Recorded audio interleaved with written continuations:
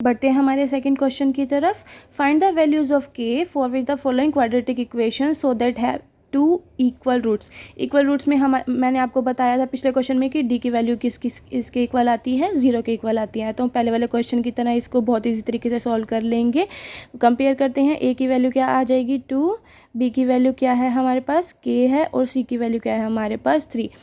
अब हमें क्वेश्चन में दिया गया इसके दो इक्वल रूट्स हैं। इक्वल रूट्स के लिए d is equal to b square minus 4ac का हम फॉर्मूला लगाएंगे, यानी कि d की वैल्यू क्या होगी, दो इक्वल रूट्स के बारे में 0 होनी चाहिए। तो हमारे पास फॉर्मूला क्या होता है, d is equal to b square minus 4ac।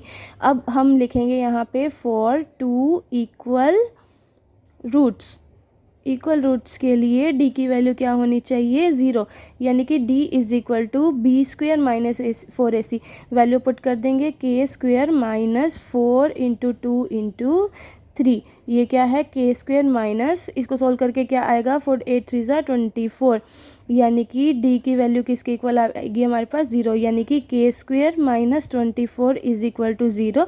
यहाँ से हमारे पास स्क्वायर जो है ये माइनस का 24 इधर जाकर प्लस का 24 हो जाएगा, और स्क्वायर जो है वो राइट हैंड साइड पे जाके रूट बन जाएगा। रूट को सॉल्व करने के लिए हम क्या करेंगे, 24 के फैक्टर बनाएंगे, हम एलसीएम के थ्रू इसके फैक्टर बनाएंगे।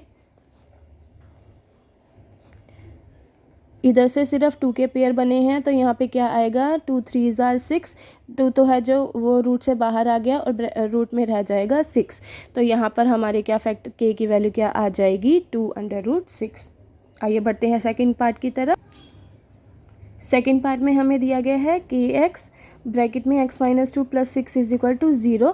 इसको हम पहले सिंप्लीफाई कर लेते हैं। के एक्स को पहले x से मल्टीप्लाई करेंगे, के एक्स स्क्वायर आएगा, माइनस 2 को मल्टीप्लाई करेंगे के एक्स से, माइनस 2 के एक्स प्लस में 6 इज इक्वल टू 0। ये हमारी A X square plus B X plus C वाली फॉर्म आ गई। इधर से हम ए बी और सी की वैल्यू लिख लेते हैं। ए की वैल्यू इधर क्या आएगी, के, बी की वैल्यू क्या है माइनस 2 के, और सी की वैल्यू क्या है 6। फिर से हम फाइंड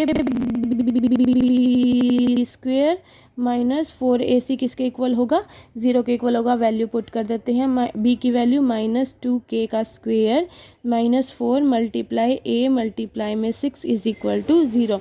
इसको सॉल्व करके क्या आएगा हमारे पास, 4k स्क्वायर, 2 का स्क्वायर 4 हो जाएगा, माइनस का स्क्वायर कट जाएगा, और k स्क्वायर का हमने इधर k स्क्वायर लिख दिया। 6 4 24k इज इक्वल टू 0। इधर हमने क्या देखा, 4k कॉमन आ जाएगा, ब्रैकेट में रह जाएगा k minus 6 is equal to 0। अब हम क्या करेंगे, इसको अलग अलग 0 के इक्वल लिख देंगे। 4k इज इक्वल टू 0, यहाँ से हमारे पास 0/4 आ जाएगा और k की वैल्यू 0 आ जाएगी। दूसरा हम 6 minus k minus 6 is equal to 0 लिखेंगे, यहाँ से हमारे पास k की वैल्यू क्या आ जाएगी 6। तो हम कंसीडर किसको करेंगे, इसको करेंगे, क्योंकि k की वैल्यू यहाँ पर माइनस इक्वल रूट्स के लिए k की वैल्यू जो है वो 0 नहीं हो सकती। होप आप लोगों को समझ आ गया होगा। आइए बढ़ेंगे हम अगले वीडियो में क्वेश्चन नंबर 3 की तरफ।